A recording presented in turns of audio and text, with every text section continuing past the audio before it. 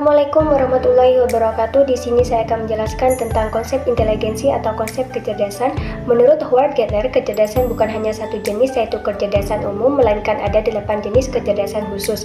Menurut para psikolog, yaitu kemampuan untuk memecahkan masalah, kapasitas untuk beradaptasi dan belajar dari pengalaman, serta mencakup kreativitas dan keterampilan. Tes Stanford Binet adalah tes ini mencakup soal verbal, misalnya mendefinisikan kata dan non-verbal seperti menyusun puzzle. Tes Wechsler yaitu mengukur indeks pemahaman verbal seperti kemampuan anak dalam memahami kata-kata, contoh menjawab pertanyaan seperti apa persamaan antara singa dan harimau.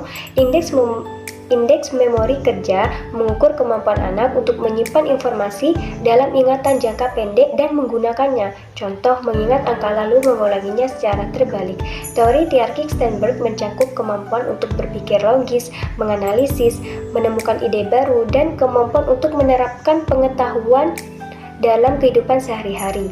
Teori Gardner, menurut teori ini ada 8 jenis kecerdasan khusus, yaitu kecerdasan verbal, logika matematika, visual, kinestetik tubuh, musikal, interpersonal, intrapersonal, dan naturalis.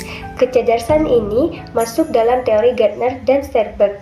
Kecerdasan emosional yaitu mampu memahami sudut pandang orang lain, memahami peran emosi pada situasi tertentu, dan mampu mengendalikan amarah diri sendiri.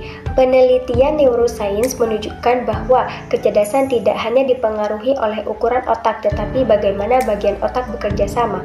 Contohnya, otak Albert Einstein berukuran rata-rata, tapi bagian tertentu di lobus parietalnya lebih besar dan diyakini mendukung kemampuannya dalam matematika dan spasial.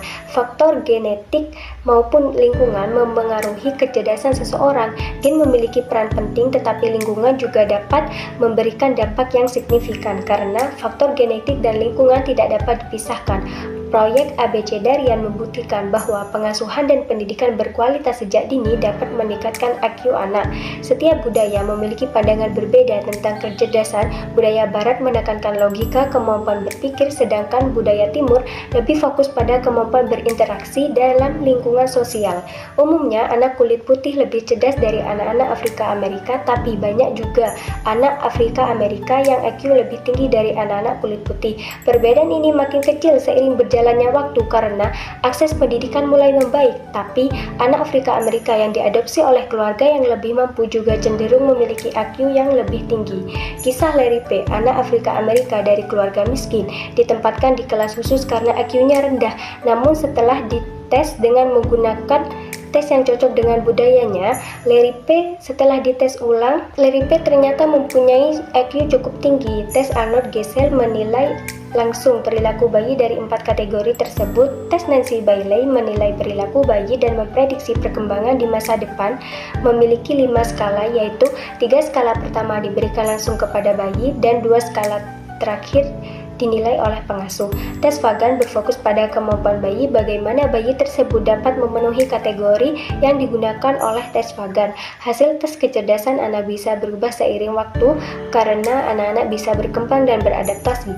Meskipun kecerdasan mereka berubah, tetap ada kaitannya dengan kemampuan awal mereka. Ekstremitas kecerdasan dan kreativitas, keterbelakangan mental.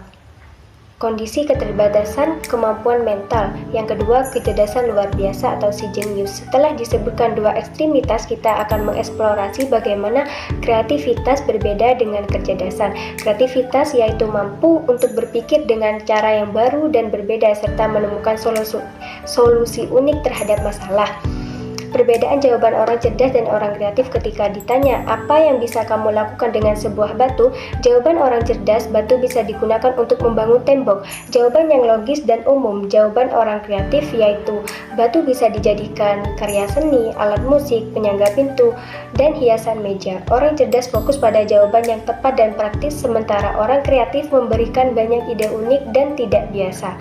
Strategi bagus yang dapat digunakan guru untuk membimbing anak-anak berpikir lebih kreatif, yaitu strategi mendorong pemikiran kreatif pada basis kelompok dan individu. Yang kedua, menyediakan latihan dan lingkungan yang merangsang kreativitas. Yang ketiga, jangan mengontrol siswa secara berlebihan. Wassalamualaikum warahmatullahi wabarakatuh.